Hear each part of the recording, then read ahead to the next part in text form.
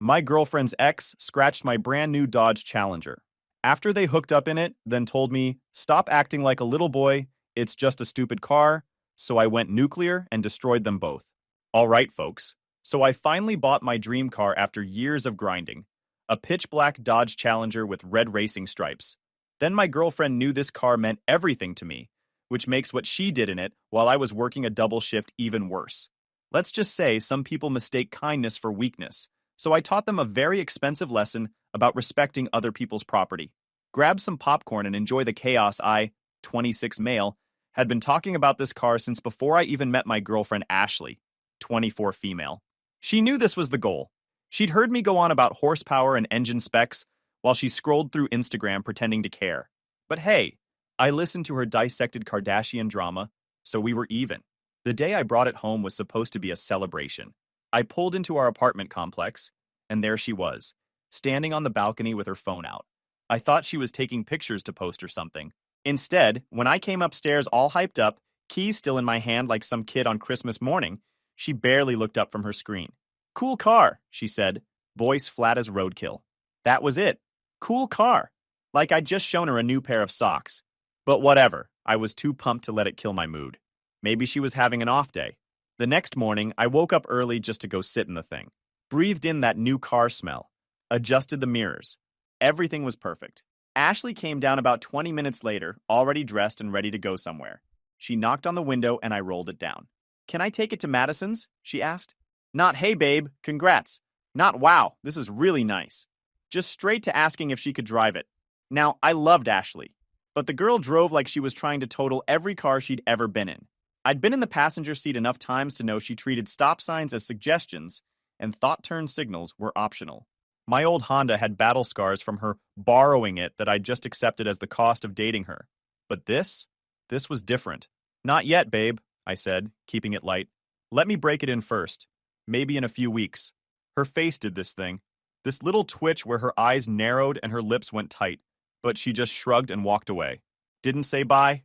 Just walked off toward her beat-up Nissan that sounded like it was actively dying. The first week with the Challenger was incredible. I drove it everywhere. My buddies from work were all about it. We'd take lunch breaks just to sit in the parking lot and talk cars. James even brought me a little air freshener shaped like a steering wheel as a gift. Silly, but thoughtful. Ashley, though, she got weirder about it. Made little comments. Snide stuff that you could technically laugh off, but you knew had some bite. Must be nice spending all that money on a car while I'm still driving that piece of junk. Guess we're not going on vacation this year. You love that car more than me. About 10 days in, she asked again. We were watching TV and she just casually brought it up during a commercial. So when am I going to get to take the Challenger out? I looked over at her. She was doing that innocent act, like it was just a normal question. Ash, you know you're not the best driver. Excuse me? Her voice went up about 3 octaves. I'm not the best driver? Are you serious right now? I just mean, no, I know what you mean. You think I'm some stupid girl who can't handle a car. That's not what I said. It's what you implied. And just like that, we were in a full argument. She brought up every time I'd ever criticized anything she did. I brought up the 3 accidents she'd had in 2 years. She called me controlling. I called her reckless. It ended with her storming off to the bedroom and slamming the door so hard, a picture frame fell off the wall. 2 weeks after I bought the Challenger, I had to work a double shift. They were understaffed and offering time and a half. I figured why not? The extra cash would help rebuild my savings. I texted Ashley around noon to let her know I wouldn't be home until almost midnight. She responded with a thumbs up emoji. The shift was brutal. By the time I clocked out, my feet hurt, my back hurt, and I smelled like motor oil and regret. All I wanted was to go home, shower, and crash. The drive back was quiet, just me and the rumble of the engine. I took the long way home, letting the stress melt away with each mile. When I pulled into our parking lot, something felt off. Just this weird gut feeling. As I got closer to my usual spot, I saw Ashley's Nissan parked there. So she was home. Good. I hoped she'd gone to bed already. I parked a few spots over, away from other cars like always. Cut the engine. Sat there for a second in the silence. Too tired to move. That's when I noticed it in the parking lot lights. The passenger side had scratches. 3 long, deliberate ones running from the door handle down to the bottom of the door. Fresh scratches. Deep ones. The kind that definitely weren't there this morning. My exhaustion vanished. Pure adrenaline now. I got out and inspected them up close. These weren't parking lot scratches. These were intentional, carved into the paint like someone had taken their time. I felt my hands shaking, not from fear, from pure, concentrated fury. Before I went upstairs, I did something I'd never done before. I opened the car door and really looked around inside. The passenger seat was pushed back way further than I'd ever had it. There was a weird smell. And when I checked the floor, I found it. A condom wrapper. Tucked under the seat like whoever dropped it thought they'd been slick about cleaning up. Someone had hooked up in my car. My brand new car. The car Ashley knew meant everything to me.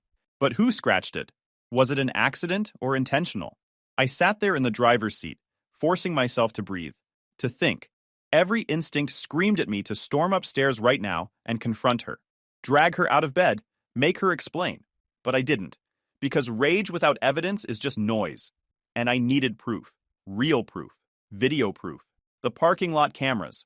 Our complex had installed them 6 months ago after some break-ins. They covered every spot in the lot, including mine. The feed went to the management office, but I was friendly with the maintenance guy. I texted him, "Hey man, someone scratched my car today. Any chance I can check the security footage?" He responded almost immediately. "Dang dude, that sucks. Come by tomorrow morning, I'll pull it up for you." Tomorrow. I had to wait until tomorrow to confirm what I already knew in my gut, which meant going upstairs and acting normal, sleeping next to someone who just betrayed me, pretending everything was fine when I wanted to burn the whole relationship down. But I'd wait, because when I moved, it would be with documentation, with evidence, with a plan so airtight she couldn't squirm out of it. When I walked into the apartment, Ashley was on the couch in her pajamas, scrolling through her phone. She looked up and smiled. "Hey babe, how was work?" "Long," I said, heading straight for the bathroom. "I'm gonna shower. I made pasta. It's in the fridge if you want some." Made pasta. Like she was girlfriend of the year. Like she hadn't just betrayed me in my car. The audacity was almost impressive. I stood in the shower letting the water run over me, but I couldn't relax. My mind was racing. Planning. Get the footage first. Then the cops. Document everything. Insurance report. Maybe a lawyer? Small claims court? How much could I sue for? The repairs, obviously. But what else? I dried off and got into bed. Ashley was already asleep, or pretending to be. I lay there in the dark, staring at the ceiling. Every time I closed my eyes, I saw those scratches. Saw some stranger in my passenger seat. By 3 a.m., I'd given up on sleep entirely. I grabbed my laptop and started researching. How to file a police report for vandalism. How to sue in small claims court. Maximum amounts. Filing fees. One site said you could claim 3 times the property damage for emotional suffering in cases of intentional acts. I made a spreadsheet. Listed every potential charge, every fee, every piece of evidence I'd need. By the time the sun started coming up, I had a complete battle plan. At 6 a.m., I finally dozed off for maybe an hour. When I woke up, Ashley was still sleeping. I got dressed quietly and headed down to the management office. The maintenance guy was already there, coffee in hand, looking half asleep. "Morning, man," he said. "Let's get you that footage." He pulled up the camera feed from yesterday on his computer. I gave him the approximate time and we started scrubbing through. At 6:47 p.m., there it was, clear as day. Ashley's Nissan pulled into the lot. She got out from the driver's side. Derek, her scumbag ex, got out from the passenger side. They were laughing about something. Then Ashley pulled out a set of keys. My keys. The spare set I kept in the apartment. They walked over to my Challenger. Ashley unlocked it. They both got in. And then, for the next 43 minutes, my car just sat there with both of them inside. The windows fogged up about 15 minutes in. At 7:30 p.m., they both got out. Derek looked smug, fixing his shirt. Ashley was adjusting her hair. And then it happened. Derek, clearly impaired based on how he was swaying, walked around to the passenger side. He looked at the car, looked back at Ashley, who was already heading toward her Nissan, and then he did it. Pulled his keys out and deliberately scratched 3 long lines down the passenger door. Slow, purposeful, like he was signing his name. Ashley turned around when she heard it. Even from the camera, I could see her face go pale. She said something to him, looked panicked. Derek just laughed, stumbled a bit, and made some gesture like, "What are you going to do about it?" Then he got in her Nissan and they drove off. Son of a bitch. He'd marked my car, like some impaired jerk marking territory. This wasn't an accident. This was him saying, "I conquered something. You want me to save this for you?" The maintenance guy asked. and I could tell by his tone he'd figured out what he was watching. Yeah, send it to my email, all of it. I thanked him and walked back to my car. The scratches looked even worse in the morning light. I took about 50 pictures from every angle. Then I went back upstairs. Ashley was awake now, making coffee in the kitchen. She was humming. Morning, babe, she said cheerfully. You were up early. Yeah, I said, leaning against the counter. Someone scratched my car yesterday. She barely looked up from her coffee. Oh no, that sucks. Where? Passenger side. 3 big scratches. Deep ones. Deliberate. You wouldn't happen to know anything about that, would you? I could see her brain working, trying to figure out if I knew or if I was just fishing. No, why would I? Just thought maybe you saw something, since you were home all night. I was inside all evening, she said too quickly. Didn't see anything. I pulled out my phone and opened the video the maintenance guy had sent me. That's weird, because the security cameras tell a different story. Her face went pale, like ghost white. What are you talking about? Want to watch? I turned the phone toward her and hit play. The footage started with her and Derek getting out of her car. I watched her eyes as she recognized what she was seeing. The panic that set in. The way her hands started shaking around her coffee mug. I can explain, she started. Oh, I'm sure you can. But first, let's watch the whole thing. When it ended, I looked at her. She was crying now, but I felt nothing. So, I said, my voice scary calm. You stole my keys, brought your ex to our apartment complex, hooked up with him in my brand new car, and then watched him intentionally vandalize it. Do I have that right? It's not what it looks like, she sobbed. Really? Because it looks like you're a cheating, disrespectful piece of work who has zero regard for other people's property or feelings? We were just talking and things got out of hand. In my car, Ashley. You could have done it anywhere. Your car. A hotel. A dumpster behind a Wendy's for all I care. But you chose my car. The one thing I asked you to respect. She tried to grab my arm, but I stepped back. Please, let me explain. I made a mistake. A mistake is forgetting to buy milk. This was a choice. Multiple choices. You chose to text Derek. You chose to meet up with him. You chose to steal my keys. You chose my car. And then you stood there while he vandalized it and did nothing. I didn't know he was going to do that. She was full-on wailing now. He was impaired. I told him to stop. But you didn't call me. You didn't try to stop him. You just drove away and came home and pretended nothing happened. I'm sorry. I'm so sorry. Please, we can work through this. Work through this? I laughed, but it wasn't a friendly sound. Nah, we're finished. But here's what's going to happen next. You're going to pack your stuff. You're going to get out of my apartment. And then you and Derek are going to pay for every bit of damage you caused. That's insane. I'm not paying for anything. Derek did it. And there it was. Even caught red-handed, even watching herself on video, she still thought she could weasel out. You facilitated it, I said slowly. You brought him here. You gave him access to my car. You enabled the whole thing. That makes you just as responsible. It's just a stupid car, she screamed. Stop acting like a little boy over some scratches. Just a stupid car. Those words hit me like a slap. Get out, I said. What? Get out. Pack your stuff and get out of my apartment. You can't kick me out. Actually, I can. My name's on the lease. Yours isn't. You have until tonight to get your things or I'm putting them on the curb. She tried arguing, tried crying more, tried switching to anger. None of it worked. I just stood there, arms crossed, watching her cycle through emotions like a slot machine. Finally, she grabbed her phone and stormed into the bedroom. I could hear her calling someone. Probably Derek. Finally, Ashley came out of the bedroom. She looked at me with mascara running down her face. This isn't over. Oh, honey, I said, smiling for the first time all day. For you, it's just getting started. After Ashley finally left with 2 suitcases and a whole lot of attitude, I got to work. First stop was the police station. I walked in with my laptop, my phone full of pictures, and a flash drive with the security footage. The cop at the front desk looked bored until I explained what I needed. Someone vandalized your vehicle? My girlfriend's ex intentionally scratched my car after they hooked up in it without my permission. I have video evidence of the whole thing.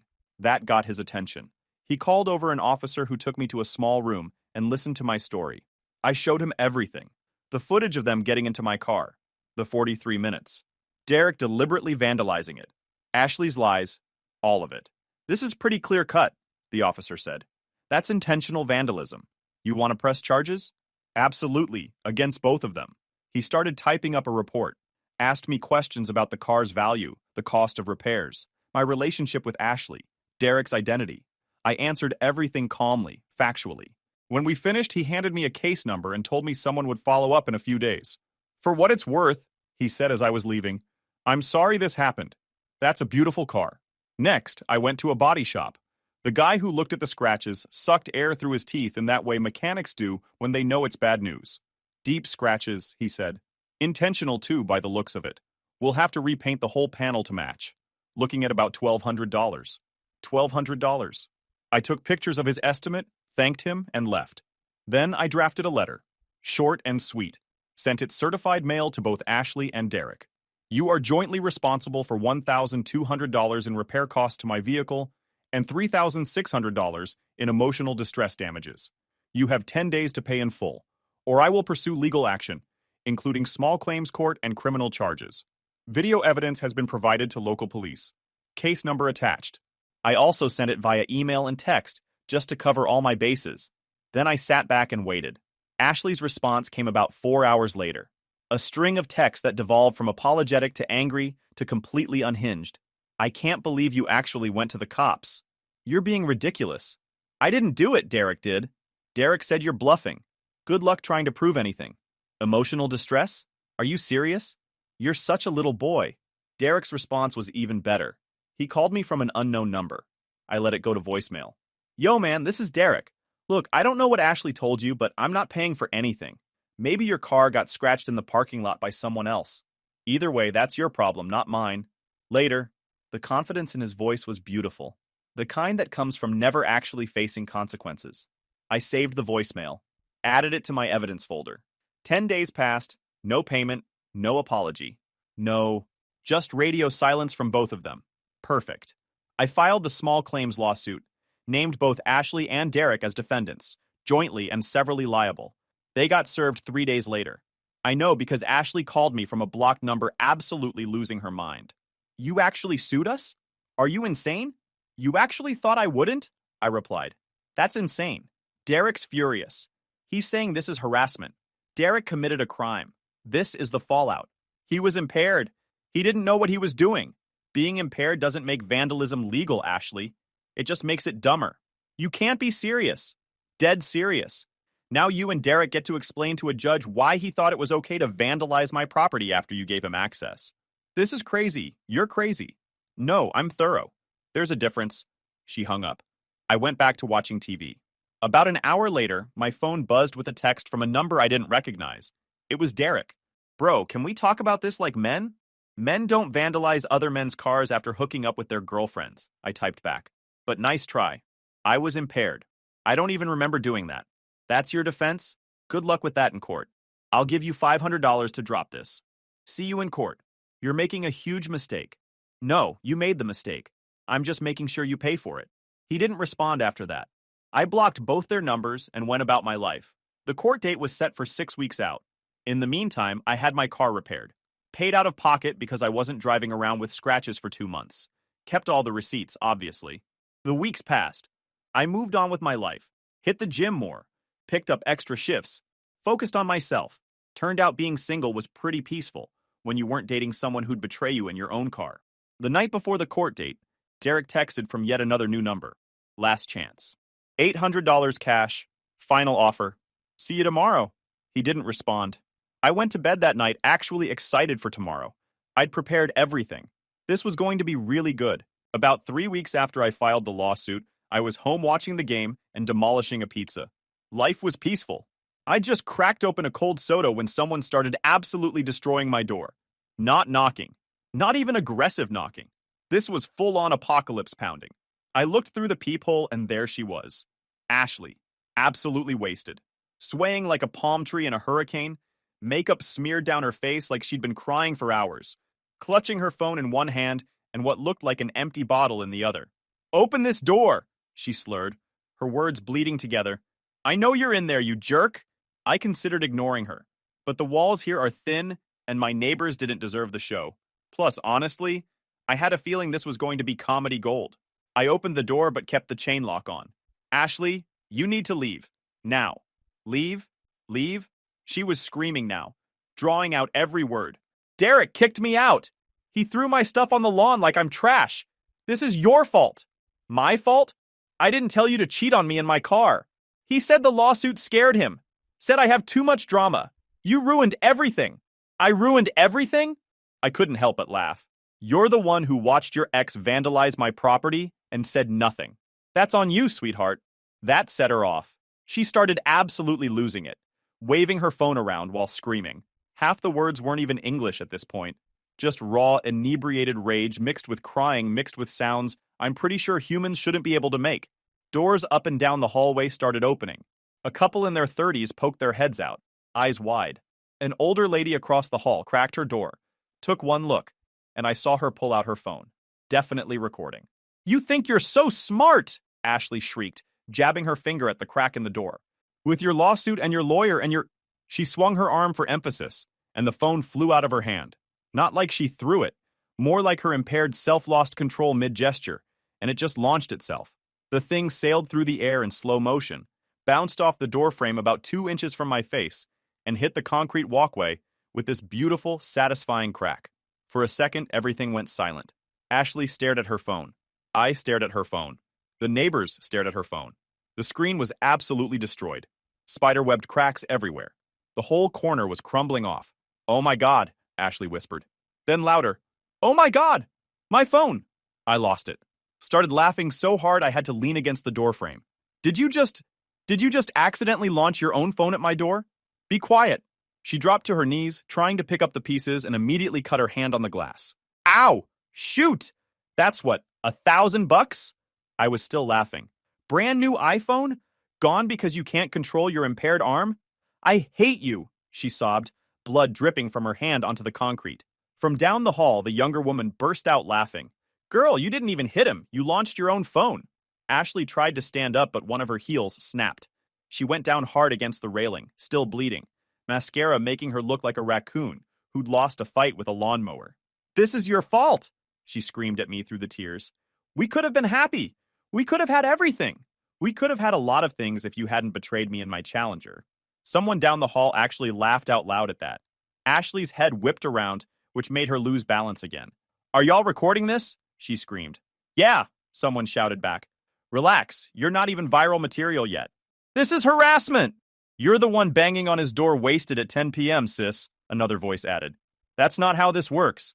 Ashley tried to respond, but just ended up crying harder. She looked at her bleeding hand, then at her broken phone, then at her snapped heel, then back at me. I loved you, she sobbed. You had a weird way of showing it. An older guy from a few doors down finally stepped out, looking annoyed. Want me to call the cops? I got work in the morning. Yeah, I said. Probably should. No, no cops, please. Ashley tried to stand, but fell right back down. I'll leave. I'm leaving. You can't even walk straight. You definitely can't drive. Cops are coming. I closed the door and called 911. Told them the situation. Impaired ex-girlfriend, trespassing, bleeding on my doorstep, disturbing the peace. They said they'd send someone. For the next 10 minutes, Ashley alternated between begging me to let her in and screaming that I was going to pay for this. The neighbors had basically turned this into a viewing party at this point. I heard one lady say, better than Netflix. When the cops showed up, Ashley tried to pull herself together. Stopped crying, tried to stand up straight, immediately failed because of the broken heel situation. Ma'am, have you been drinking? The female officer asked, not even trying to hide the judgment. I had a glass of something, Ashley slurred. Maybe two. I'm fine. Your hand is bleeding, you're missing a shoe, and there's a broken phone on the ground. Ashley looked down like she'd just noticed all of this. Oh, the cop looked at me. You want to press charges? I thought about it. The lawsuit was the main event. But still, get her out of here, I said. And I want a restraining order. Ashley's eyes went wide. A restraining order? Are you kidding me? Dead serious. The cop nodded. We can file that tomorrow. Tonight, she's coming in for drunk and disorderly. What? You can't arrest me. Ashley tried to back away but stumbled. Again. Watching her get loaded into the police car, still crying, phone in pieces, one shoe on and one shoe missing, was probably the most satisfying moment of this entire nightmare. She kept staring at me through the window like I was the villain. I went back inside, cleaned up the broken glass and blood from my doorstep, and returned to my game. Everything was falling into place. Ashley was spending the night in jail. Derek was probably freaking out, and I had more ammunition for the lawsuit. The next morning, I filed the restraining order. The clerk looked at the police report and approved it immediately. Court day arrived. James met me in the parking lot. He'd taken the day off work to come watch. Looking sharp, man. Thanks. Ready to watch me destroy two people's financial stability? That's the dream. We walked in together. Ashley and Derek weren't there yet. They showed up 15 minutes late. Ashley looked rough, like she'd been through heck. Derek was wearing a polo shirt that was too tight and had this smug expression that I wanted to slap off his face. They sat on the other side of the room and refused to make eye contact. When our case was called, we all stood and approached the bench. The judge was an older woman who looked like she'd seen every type of stupid case imaginable and was tired of all of it. All right, she said, looking at her papers. This is regarding damage to a vehicle. Plaintiff, you want to explain? I explained everything. The relationship, the car, the betrayal, the vandalism, the lies. I showed her the security footage, the pictures, the repair estimates, the text messages, the voicemail from Derek denying everything, the police report, all of it. The judge looked at Ashley and Derek. Is that true? Derek jumped in first. Your Honor, I was impaired. I don't even remember doing that. So you're admitting you did it? I mean, if the video shows it, I guess I did. But I don't remember. I pulled out my phone. I have security footage showing the defendant Derek deliberately scratching my car. I also have a voicemail from the defendant initially denying involvement. I played the voicemail for the court. Derek's voice filled the room. The judge raised an eyebrow. So first you denied it, now you're saying you don't remember? Derek's face went red. I was trying to avoid drama. By lying? That's not... Your Honor, Ashley cut in, her voice shaky. He was really impaired. He didn't know what he was doing. But you were sober enough to know he damaged the vehicle? I tried to stop him. On the video, you're walking away when it happens, I clarified. You didn't try to stop him. You didn't call me. You drove him away and came home and lied about being there. The judge looked at my folder. Is that all evidence pertaining to this case? Yes, Your Honor. Security footage showing the entire incident, photos, repair estimates, police reports, text message exchanges, documentation of the emotional impact, everything. And you're seeking how much? $1,200 for repairs, $3,600 for emotional distress, $200 for filing fees, and $200 for my time off work. She nodded and looked at Ashley and Derek. Do you have any evidence to present? They looked at each other. Derek shrugged. Ashley's eyes started watering. Neither of them had anything. Your Honor, Derek tried one more time. This is clearly just a bitter ex trying to get revenge. Is that your legal defense? The judge asked. That he's bitter after you vandalized his property? I mean, kind of? Let me see the video. I handed over the flash drive. She watched it silently. The whole courtroom was quiet. You could hear the clock ticking. When it ended, she looked at Derek. So you used his vehicle without permission, engaged in intimate activity inside it, and then you deliberately vandalized it while impaired? Derek looked down. I was really impaired. Being intoxicated doesn't excuse criminal behavior. If anything, it makes it worse, because you chose to drink and then chose to commit vandalism. Ashley was crying now. We didn't think it was a big deal. You didn't think intentionally scratching someone's brand new car was a big deal? It's just a car. It's a $40,000 car according to these documents, the judge said. And you're both adults who should know better. She closed the folder and looked at both of them. Judgment for the plaintiff. Defendants are jointly and severally liable for $5,200. You have 30 days to pay in full or wages will be garnished. Derek looked like he'd been slapped. What? You damaged his property intentionally. You pay for it. That's how this works. But we don't have that kind of money. Then I suggest you figure it out. Next case. James and I walked out of that courthouse like we just won the Super Bowl. The second we hit the parking lot, he turned to me with the biggest grin I'd ever seen. Dude, did you see Derek's face when she said 5,200? Man looked like he was gonna pass out, I said, unlocking the Challenger. Thought he was gonna cry. And Ashley, James was dying. Just a car. Like the judge was gonna be like, oh yeah, you're right. Vandalism is fine then. We hit up this sports bar about 10 minutes from the courthouse. Grabbed a booth in the back, ordered a pitcher of soda, and just reveled in it. James kept pulling up the court documents on his phone like they were trophy photos. I'm framing this, he said, dead serious. This is art, joint and several liability. That means if one of them doesn't pay, the other one's got to cover it, right? Yep. So they either figure it out together, or one of them gets completely screwed. Beautiful. Absolutely beautiful. He raised his glass. To documentation, preparation, and not letting people walk all over you. And to idiot exes who think being impaired is a legal defense. We clinked glasses. Some guys at the bar kept glancing over because we were talking kind of loud, but I didn't care. This was a celebration. This was validation that sometimes, just sometimes, the system actually works when you do everything right. You know what the best part is? James said, leaning back. She could have just apologized, like genuinely apologized. But instead, she doubled down, lied, got wasted, and broke her own phone at your door. Don't forget the broken heel. Broke her heel, got arrested, and still showed up to court with attitude. Like, at what point do you just take the L? Never, apparently. That's what made it so satisfying. We stayed there for 2 hours, talked about everything. Work drama, his girlfriend, my plans to never date anyone who drives like a maniac again. By the time we left, I felt lighter than I had in months. Like I'd been carrying this weight and finally got to put it down. James stopped by my car before heading to his. Seriously, man, I'm proud of you. Most people would have just eaten the cost and moved on. Most people are idiots. Truth. He slapped the roof of the Challenger. She looks good as new. Better than new. I'm getting her ceramic coated and detailed. Nothing's touching this paint again.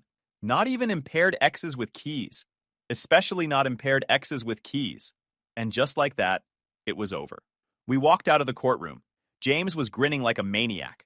Ashley was still crying. Derek was arguing with her in the hallway. Something about how this was all her fault. The money hit my account 21 days later. They'd apparently scraped together enough to avoid wage garnishment. The full amount. I immediately paid myself back for the repairs, used $300 to get my car detailed and ceramic coated, and put the rest in savings. My Don't Ever Disrespect Me fund. But the real downfall came a few weeks after court. James heard through a friend who knew Derek that he'd lost his job. Something about the arrest record and lawsuit showing up on a background check for a promotion. Ashley apparently moved back in with her parents in another state because she couldn't afford rent. About a week after the money hit my account, Ashley tried one last time. She showed up at my apartment, sober this time, thank goodness, and knocked softly on the door. I checked the peephole and almost didn't answer, but curiosity got the better of me. I opened the door but didn't invite her in, just stood there, arms crossed. "Hey," she said quietly. She looked rough, tired, like she hadn't been sleeping. "Can we talk?" Restraining order says no. "Please, just 5 minutes." I sighed. "What do you want, Ashley?" "I want to apologize. For real this time." Her voice cracked. "I know I messed up. I know I hurt you. And I know I don't deserve another chance, but I miss you. I miss us." "Us?" I laughed, but there was no humor in it. There is no us. There hasn't been an us since you decided Derek was more important than my trust. It wasn't like that. I made a mistake. You made a choice. Multiple choices. And now you're dealing with the consequences. I paid you back, she said, like that fixed everything. I got the money together. We're even now, right? Even. I shook my head. Ashley, you betrayed me in my car. My dream car. The one thing I asked you to respect. You brought another man into it, lied to my face about it, and watched him vandalize it. And your first instinct was to lie and blame everyone else. I know, but I've changed. In a week? You've changed in a week? She started crying. Please, I don't have anyone. Derek kicked me out. My parents won't stop lecturing me. I lost my apartment. Everything's falling apart. And that's my problem how? Because you loved me once. I know you did. I looked at her. Really looked at her. And felt nothing. No anger. No sympathy. Nothing. Yeah, I did love you. Past tense. But you killed that when you chose to disrespect me. So no, Ashley. We're not getting back together. We're not even friends. You need to move on. You're just going to throw away everything we had? You threw it away the second you let Derek into my car. Lose my number. Don't come back here. We're done. Wait. I closed the door, locked it, and went back to my couch like nothing happened. She knocked a few more times, stood there crying for maybe 5 minutes, then finally left. I never heard from her again. Life moved on. I kept working, kept driving my perfect scratch-free Challenger. Everything was good. Life was moving forward. I'd gotten justice and was legitimately happier than I'd been in years. Guys, we are so close to hit 100,000 subscribers on this channel. If you are not subscribed to the channel, please consider subscribing. It really helps hit that 100,000 mark. Thanks for making this dream come true.